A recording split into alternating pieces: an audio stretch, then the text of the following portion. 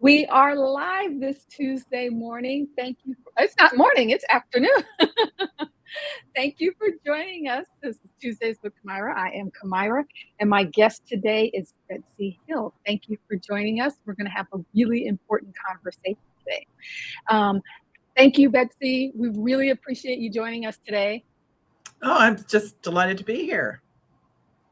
We are talking about Betsy's new book, hot off the press. Here it is. I have a copy. Da-da-da-da. Your child learns differently. Now what?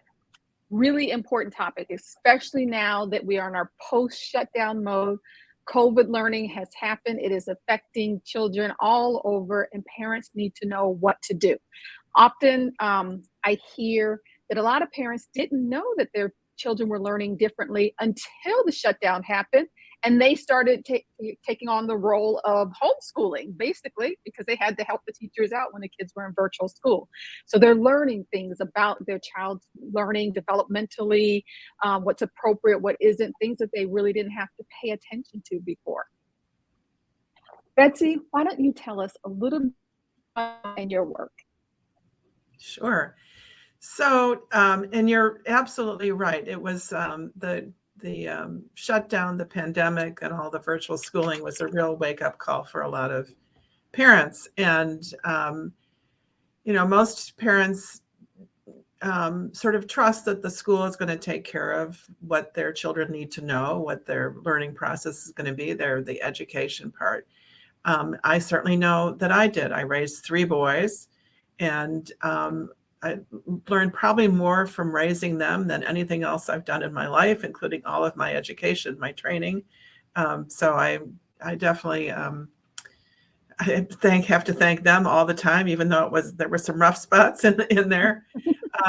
But what we do is really focus on what we call cognitive skills, and these are the skills that we use to learn. They're the how we learn. So school tends to focus on the what we learn. We have to learn to read, we have to learn to write, we have to learn to do math, we have to learn, all the various iterations of standards that everybody has gone through.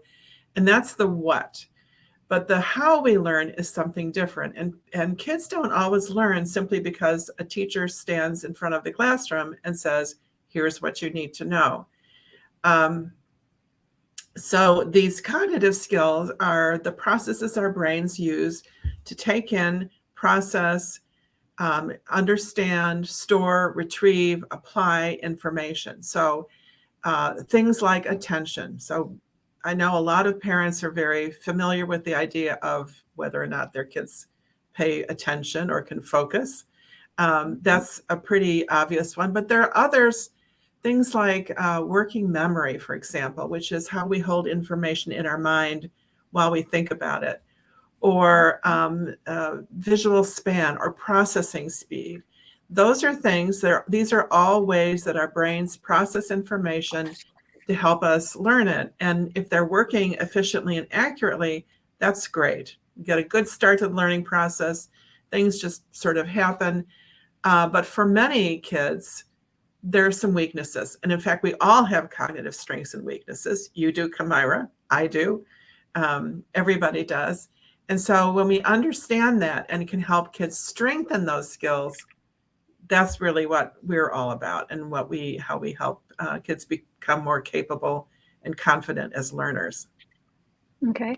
Now, what is it that parents need to know or to look for when they're considering their child's cognitive skills? Which ones need to be bolstered? Which ones are right on target? What do we need to look for and know? And then we'll get into what should we be doing. Sure. So parents usually, and moms especially, often have an inkling that something isn't working, quite the way that it ought to be. So you may get a report from. Well, here's the thing that I heard the most often when I would go to parent-teacher conferences, and I would come home and share with my children what I'd learned. And usually it was about they're not working to their potential. And in fact, they heard it so many times that my kids started calling it the P word, potential. because what it really meant is, what they're really saying is, you're lazy. You're not working hard enough. All you need to do is work harder. So if you hear that kind of thing, or if you have a child who just can't get started on their homework, or you have a child that doesn't, can't remember things from one day to the next, or that if you give them a set of instructions, they might remember, go up and please get my, your sweater and then your spelling list and your soccer shoes and meet me downstairs, and then we'll get in the car and go to soccer practice. A lot of kids will remember the first thing maybe, and then they look at you like deer in the headlights. What am I supposed to do now? And those are all symptoms. One of the things that parents can do is we do have a free cognitive rating scale on our website. So if you go to mybrainware.com and you just type into the search bar, type rating scale. That's probably the easiest way to find it. And that's free. It'll take you maybe 10 or 15 minutes. And what it does is ask you to evaluate your child relative to his, other kids that on things that you can readily observe. And that's a good way to get sort of a first indicator about whether there might be some areas of concern. So let's repeat that, because the Mexico will put the links in the comment section. Can you repeat the URL, the website, and the instructions? Yeah, mybrainware.com. And brainware is like it's the word brain, and ware, W-A-R-E. So you can think about it this way. You have hardware, you have software, and you have brainware. So mybrainware.com, and they'll go to the top in the little search bar and just type in rating scale. And that tool will help us understand what we should be looking for with our children. Yes, so that is a series of statements, and it's things like, for young children, my child colors within the lines, or, remembers, can tell you the details of a story they just read. So things that you can readily observe that are indicative of cognitive development. Okay.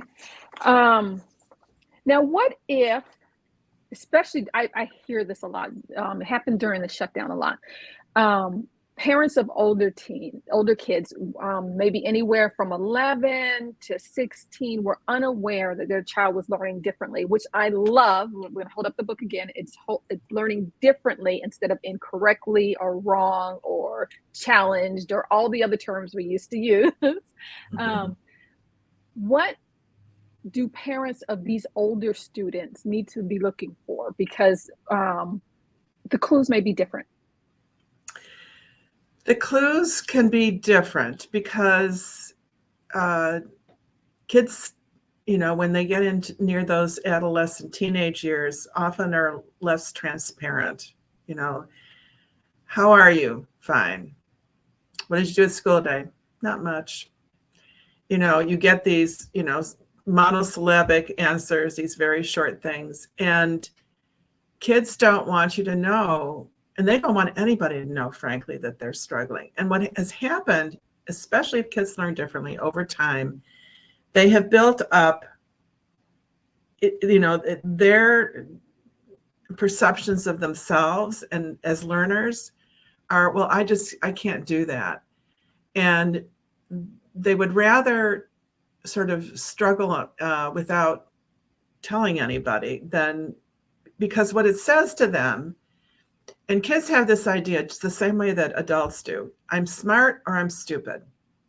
That's right. We divide. If you ask any child who the smart kids in the class are or who the dumb kids in the class are, they will give you names. And if they're dumb, they're going to say, I'm dumb. And when they're, 8, 9, 10, you'll hear I'm just stupid. I just can't do that. When we get into those tween and teenage years, then you often will simply see academic performance start to decline. They sort of give up. You may hear about assignments not being turned in. They may just avoid it. They may do really oh, I did my homework, but it's just very minimalistic because it's such an effort for them to do it. Or you will hear them talking others down. Oh, well, I don't need to learn that. That's not important. So they sort of deflect that away from themselves, because if they're not good at it and it is important, that's a problem. And they don't, we don't want to admit that that's the case. Mhm. Mhm. You have here, I'm holding up the book again. On the bottom here, we have the 5-step plan. And this is for parents and caregivers. This is the instructions on what we're supposed to do. Now, I know that we need to buy the book to read the whole plan, and we do have a link to the book in the comment section. But can you talk to us about the 5-step plan and how that helps? Sure. So what we have found over time as we've worked with families is that there are some things that they have in common when they have been successful. And so we focus a lot on cognitive skills, which we talked about just at the beginning of our discussion today. But what is the case for most parents is they're not aware of what cognitive skills are. They've never really thought about this. They've never really thought about how their child learns. They may know that they've struggled with it, or that there's a homework battle, or that their kids are not doing as well as they'd like, and things like that. But so step one is the education system is not solving this for most children. And so step one is for parents to take the wheel. And parents may feel a bit reluctant to do this. I'm not an educator, they might say, or I don't know about this. Isn't the school supposed to be doing this? But the fact of the matter is that only about 35% of students in the US are reading proficiently at grade level. Only 35%. So 65%, the majority of kids, are not. So, and the education system, as I think I said before, focuses on what and not why. And so there is, in fact, nobody that cares more about your child than you do. There's nobody that is willing to and has the ability to help and support them at the end of the day. And if you're not getting help from somewhere else, you need to do it. You have to sort of take that wheel back that you handed over when they went on the school bus off to kindergarten or first grade. And so that's step one. The step two is to keep high standards. One of the things that tends to happen, and that is also sort of exacerbated by what schools do, or increased by what schools do, is focus on what kids can't do and sort of relax those standards. So we tend to expect less. We say, oh, well, we're just going to make it a little bit easier. And when children, especially if they are in special education or have a 504 plan or an individualized education plan, any of those kinds of supports, they say, oh, we're going to give them some ways to work around it. We're going to give them less, more time on the tests. We're going to give them, and not that some kids don't need that, because they may very well, to support them. However, if we start to say to ourselves, oh, well, they're just not going to be able to do that, then it becomes a self-fulfilling prophecy. So step two is to keep those high standards and find the resources and the support, because children can strengthen their ability to learn.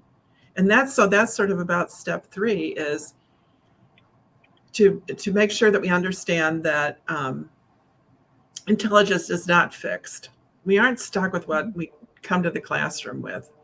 And cognitive skills can be developed to a far greater degree than most people understand. And so that's step three, has to do with building cognitive skills and the infrastructure for learning. But you wouldn't build a house without building a foundation first, because what would happen? Falls down, right? No, it's a mess, not a good thing. And the same is true for learning. So these skills, things like attention and working memory and visual processing, are all the foundation. They're what allows us to build everything we know on top of that, and to do it effectively and so that it's enduring. And so that's what that next step is all about. Okay. And step 4? Step 4 is move beyond grit. And so grit has become a really popular thing to talk about. We have to have, and the pandemic gave this all to us in spades. You don't like it, get over it, get grit. You're just going to have to power through. You have to try, you have to work. And the answer is, so there's interesting research that has to do with something called growth mindset. And growth mindset is understanding and believing that intelligence and talent aren't fixed. It's about understanding and believing that you can change your underlying intelligence, but with the right kinds of strategies. So what you do is you don't just try again. You don't just try harder and harder. You try smarter. You do something different, and you change your strategy. So when you say to a child, "Oh, just try again," if they're going to try again in the same way that wasn't productive the first time, what happens? They get discouraged. And the more they hear it, the more said, "I can't try anymore. I'm trying. And in fact, most kids with learning differences are trying. They try really, really hard, but they aren't getting it the way that it's happening, coming at them. So that's that. And then the fifth step is to invest in a coach. And this really has to do with the whole idea that we all need a coach. We all need a mentor. If you look at any of the elite athletes, they all have, Michael Jordan has a coach, Tiger Woods has a coach, Mia Hamm has a coach. All of these athletes have coaches and support. And it's when you work on improving cognitive skills, it's not always easy. It's a little bit of work, but it can be very fun too, and it can be incredibly rewarding. When you finally can do something and you can get it, and it's. I remember one story. There was a young lady who had really struggled with working memory, holding information in her mind. And so what that meant is when she would be sitting and doing her math homework, she would copy a problem and she would read the problem, 358 plus 79. And she could only remember one letter at a time. So she would go 3 and then write the 3, 5 and write the 5, 8 and write the 8. So obviously this was how she did it, what she was used to. And so after she had worked and improved her cognitive skills, she sat down to do her homework one day and she wrote 358 plus 79, 358 plus 79. And she went, "Mom, I got it. I could do it." And her mother was, amazed. But that's the kind of thing, is when it just is easier. It's not that struggle. And that's why having a coach and support along the way can really help you recognize when you've gotten to that point and keep you motivated through those times that it gets a little tough. I love that example, because I made a note that I wanted a real world example, and I think I'm gonna ask you for another one. But what I also love from that example is for our adults who are raising tweens and teens, is that you may not recognize your child's learning difference until they're older, because they've had wonderful coping skills when they were younger. The coping skills when you're younger are easy. There's a lot of memorization, and there are things that they can do.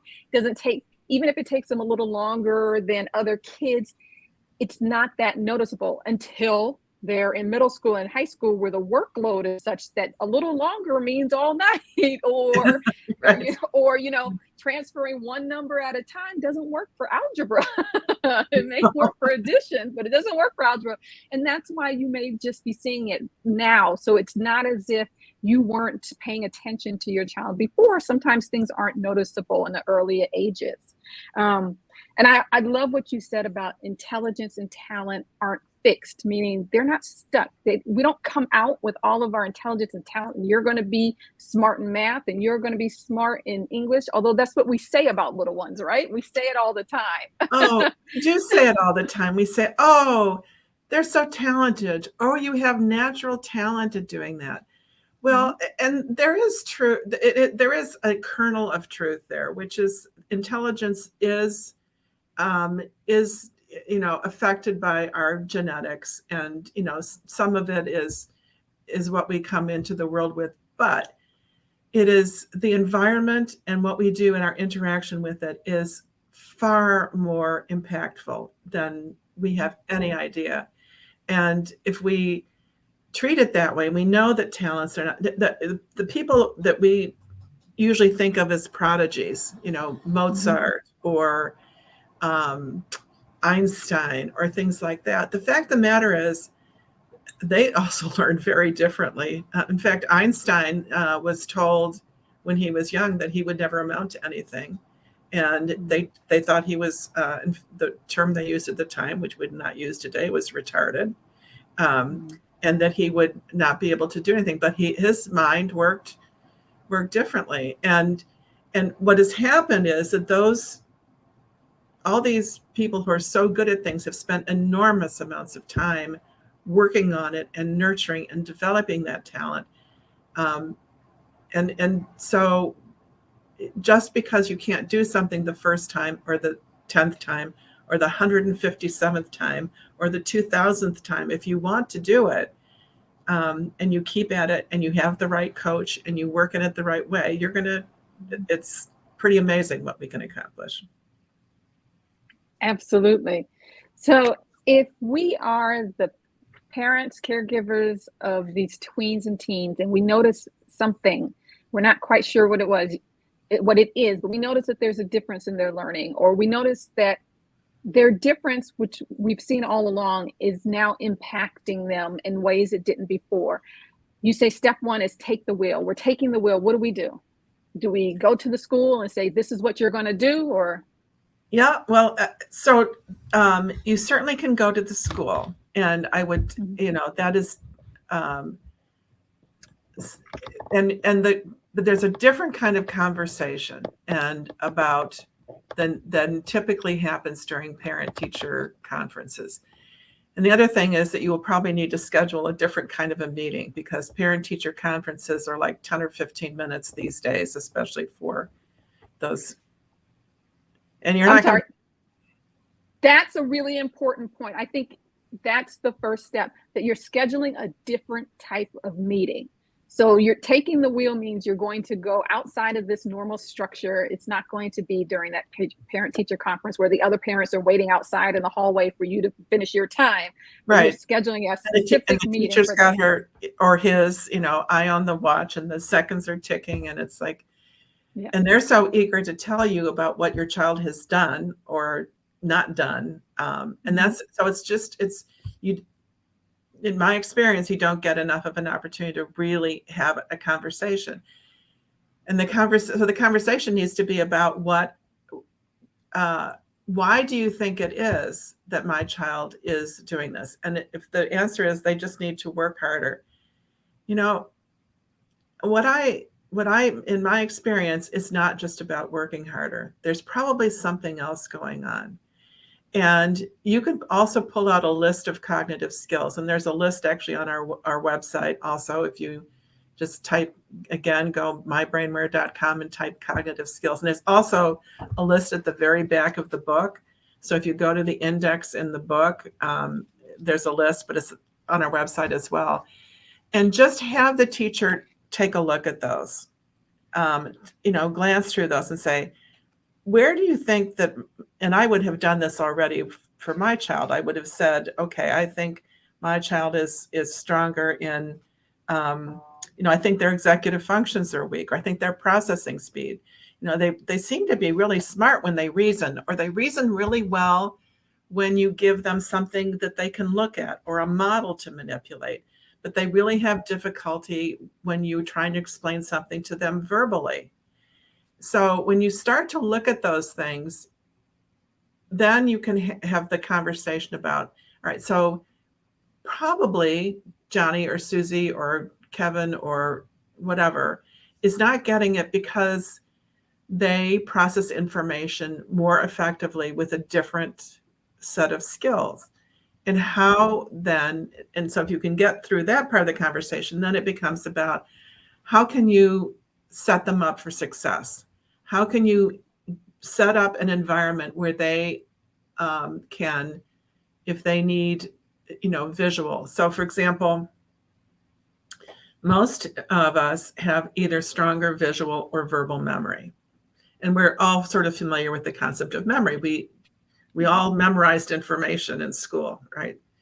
And some of us spent a long time doing it, whether it was spelling words or vocab or whatever, history dates and all those kinds of things. And some people just remembered it, at least for the test. And some of us, may have really struggled with that kind of information. Well, if you know that you remember something better verbally or visually, so think about the typical assignment that you get from your teacher to learn new vocabulary. And this is especially the case for adolescents, because you're in that, you may have to take the ACT or the SAT someday, and there's going to be a lot of vocabulary on it. You got to memorize all this vocabulary. Well, what do teachers often do give you as an assignment to learn vocabulary? Write the word, write the definition of the word, write the word in a sentence. So did you ever get an assignment like that, Kamira? I got assignments like that as a student and as a parent. Right. And you already knew those words, so it's not your job to learn them. It's your child's job to learn them. So how do you do that?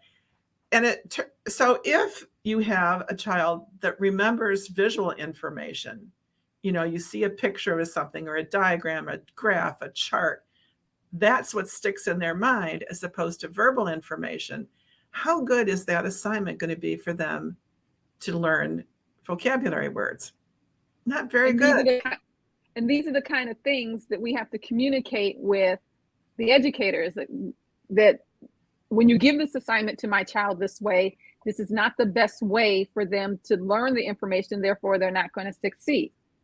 Right. And it was the tricky thing is it was probably a really good way for that teacher, because so much of education is based on language and words, and that's probably how they learned it really well. But it's not how everybody learns it well.